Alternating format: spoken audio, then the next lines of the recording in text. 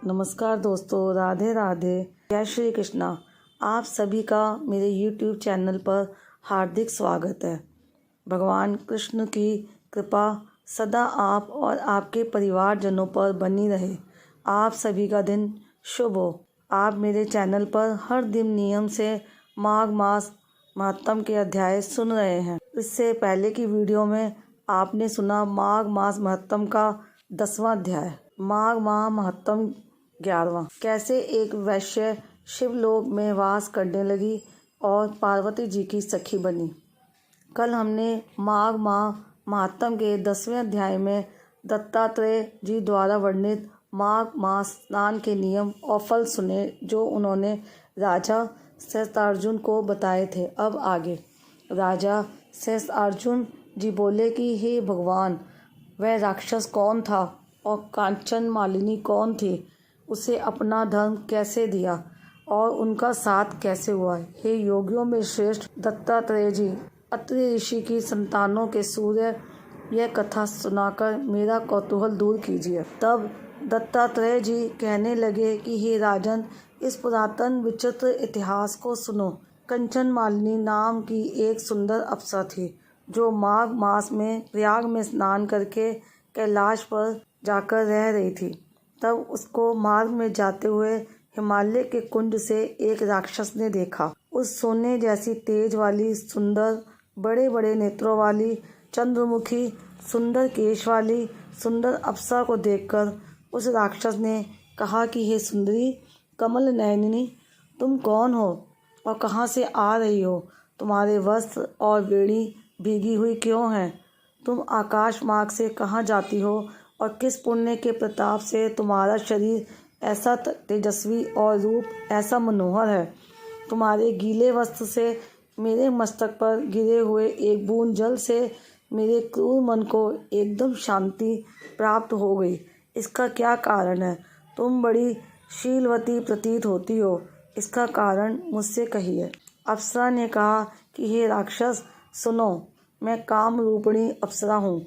मैं प्रयाग में संगम में स्नान करके आ रही हूँ, इसी से मेरे वस्त्र भीगे हैं। अब कैलाश पर जा रही हूँ, जहाँ पर श्री शिव निवास करते हैं। त्रिवेणी के जल से मेरी सब क्रूरता दूर हो गई। इसके पुण्य के प्रभाव से मैं इतनी सुंदर और पार्वती जी की प्रिय सखी हुई। मेरे पिछले जन्म का वृत्तांत, जो आश्चर्य देने वाला एक उदाहरण है, जो मुझसे ब्रह्मा जी ने कहा था, सो उसे तुम भी सुनो। मैं कलिंग देश के राजा की वेश्या थी। रूप, लावण्य और सुंदरता में अपूर्व थी। मेरी सुंदरता पर सारा नगर मोहित था और मैंने अनेकों प्रकार के भोग भोगे। अनेक प्रकार के वस्त्र और आभूषणों की घर में कोई कमी नहीं थी। मुझे पाने के लिए कई कामी पुरुष आपस में लड़ते हुए मृत्यु को प्राप्त हो गए। इस तरह उस नगर में मेरा यौवन बहुत सुंदरता व्यतीत हुआ और मैं वृद्धावस्था को प्राप्त हो गई। तब मेरे मन में विचार उत्पन्न हुआ कि मैंने अपनी सारी आयु पापों में ही व्यतीत कर दी। धर्म का कोई कार्य, दान, तप, यज्ञ आदि नहीं किया। शिव या दुर्गा जी की आराधना भी नहीं की, ना कभी भगवान विष्णु जी का पूजन ही किया। इस प्रकार अशांत चित्त से मैंने एक ब्राह्मण की शरण ली, जो वेदों का ज्ञाता और ब्रह्मनिष्ठ था। मैंने उनसे पूछा और कहा, हे श्रेष्ठ ब्राह्मण, कृपया बताएं मेरा उद्धार किस प्रकार हो सकता है। महाराज, मैंने सुना है कि साधु सज्जन हमेशा अच्छे और बुरे सभी लोगों पर दया करते हैं, इसलिए मुझ दीन पर भी कृपा करके मुझ जैसी कीचड़ में डूबी हुई को पकड़कर उबारिए। क्षीर सागर क्या हंस को ही दूध देता है, बतख को नहीं देता?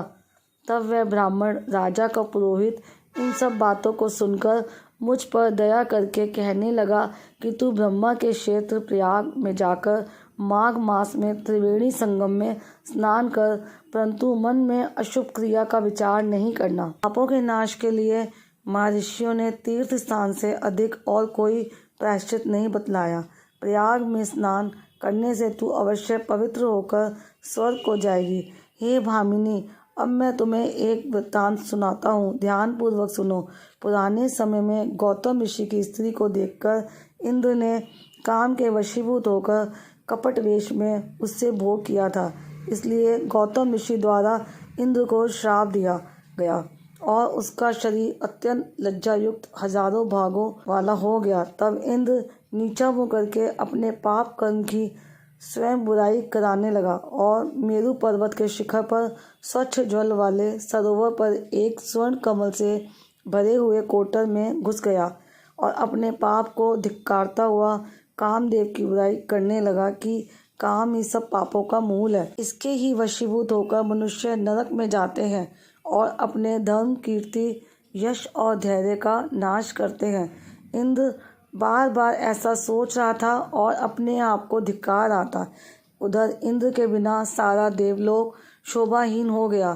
तब देवता, गंधर्व, किन्नर, लोकपाल, इंद्राणी के सहित सभी देवता बृहस्पति जी से जाकर पूछने लगे कि महाराज, इंद्र के न रहने से स्वर्ग ऐसा शोभाहीन हो गया है जैसे सतपुत्र के बिना श्रेष्ठ कुल।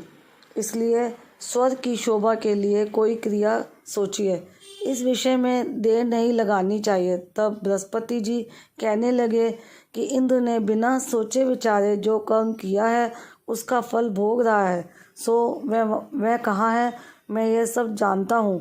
फिर गुरुजी ने सबको साथ लेकर स्वर्ण कमलों से युक्त बड़े सरोवर में इंद्र को देखा, जिसका मुख मलिन और आंखें बंद थी। बृहस्पति जी ने इंद्र को पुकारा। तब इंद्र ने बृहस्पति जी के चरणों को पकड़कर कहा कि इस पाप से उद्धार करके आप मेरी रक्षा कीजिए। ये सुनकर बृहस्पति जी ने इंद्र से कहा कि प्रयाग में स्नान करने से ही तुम पाप मुक्त हो जाओगे। तब इंद्र सहित सबने ही प्रयाग में जाकर संगम में स्नान किया और त्रिवेणी स्नान से इंद्र पाप मुक्त हो गए। तब बृहस्पति जी ने इंद्र को वरदान दिया कि तुम्हारे शरीर में जितने भाग हैं सब नेत्र हो जाएं। तब इंद्र बृहस्पति जी के वर से 1000 नेत्रों से ऐसा सुशोभित हुआ जैसे मानसरोवर में कमल शोभायमान होता है। इसके पश्चात इंद्र अपनी अमरावती पुरी को चला गया। इसके बाद अप्सरा कहने लगी कि हे राक्षस, इंद्र की यह कथा सुनाकर वह ब्राह्मण मुझे कहने लगा कि हे कल्याणी, तुम भी देवताओं से सेवा किए जाने वाले प्रयाग में माघ मास में स्नान करने से निष्पाप होकर स्वर्ग में जाओगी। सो मैंने उस ब्राह्मण के ये वचन सुनकर उसके पैरों में पकड़कर प्रणाम किया और घर में आकर सब भाई बांधव, नौकर चाकर, धन आदि त्याग कर शरीर को नष्ट होने वाली वस्तु समझकर घर से निकली और माघ में गंगा यमुना के संगम पर जाकर स्नान किया। सोहे निशाचर, 3 दिन के स्नान से मेरे सब पाप नष्ट हो गए और 27 दिन के पुण्य से मैं देवता हो गई और पार्वती जी की सखी होकर सुख से शिवलोक में निवास करती हूँ।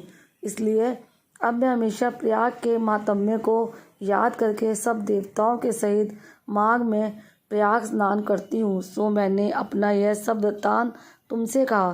तुम भी इस योनि में पड़ने और क्रूप होने का सब कारण कहो। तुम्हारी दाढ़ी और मूछें बहुत बड़ी बड़ी हो गई हैं और तुम पर्वत की इस गुफा में वास करते हो। माघ माह महात्म्य 11वां अध्याय समाप्तम। प्रेम से मन से जाप करते रहो। हरे कृष्णा कृष्णा कृष्णा हरे हरे, हरे राम राम राम हरे हरे। याद रखो, कलयुग केवल नाम आधारा। नाम जाप से ही कृष्णा प्रेम और मुक्ति पाई जा सकती है। आज माघ मास महत्तम 11वें का अध्याय सुना। इससे आगे के अध्याय सुनने के लिए कृपया मेरे चैनल पर अपलोड होने वाली वीडियोस को ज़रूर देखिएगा। अगर आपने अभी तक मेरा चैनल सब्सक्राइब नहीं किया है तो आप मेरे चैनल को सब्सक्राइब करने के साथ साथ बेल आइकन ज़रूर प्रेस करके रखिएगा, ताकि मेरे चैनल पर जितनी भी वीडियोस अपलोड होती हैं वे आपको समय पर मिल सके। राधे राधे, जय श्री कृष्णा।